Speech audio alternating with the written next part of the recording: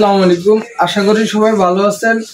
গত ভিডিওতে আমরা দেখেছি কিভাবে desktop motherboard no power step by step check দিতে হয়।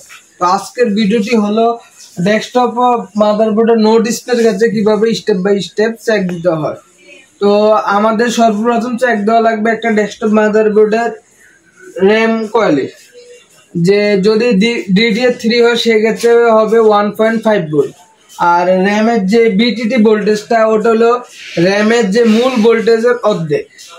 তারপরে চেক দেওয়া লাগবে আমাদের 5 ভোল্ট ডুয়েল, তারপরে PCS 1.8 ভোল্ট।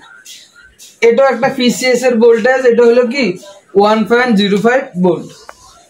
তারপরে 1.0 ভোল্ট চেক দেওয়া লাগবে, পরবর্তীতে 0.9 ভোল্ট এবং সর্বশেষ চেক দেওয়া লাগবে কি কোর ভোল্টেজ। কোর ভোল্টেজের পরবর্তীতে কোর আইসি থেকে একটা সিগন্যাল যাবে বিআর পাওয়ার গুড, তো ওটা যাবে আয়োতে, আয়ো থেকে যাবে চিপসেটে। তখনই আমাদের ডিসপ্লের প্রক্রিয়াটা শুরু হবে।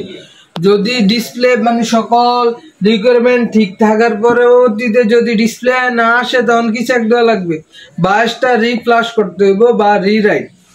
তো এটা কত ভোল্ট? 1.8 ভোল্ট কিসের, আর এটা কিসের 1.05 PCS এর, ঠিক না? এই যে 5 ভোল্ট ডুয়েল শর্ট প্রোটেক্ট অর্থাৎ প্রোটেকশন সার্কিট চেক দেওয়া লাগবে। এটা কত? 1.5 ভোল্ট। এটা কিসের?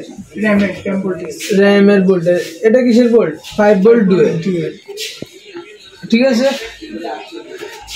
আর পরবর্তীতে আমাদের কোর আইসি থেকে কই যাইব, এটা হলো কি র্যামের যে হাফ ভোল্টেজ, এই যে বিটিটি মানে কি র্যামের হাফ ভোল্টেজ না।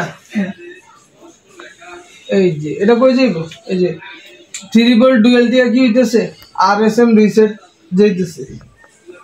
তো আশা করি কিভাবে no display desktop motherboard check দিতে হয় তা শিখতে পারছেন। দেখা হবে নতুন একটি ভিডিওতে, সে পর্যন্ত ভালো থাকবেন। আল্লাহ হাফেজ।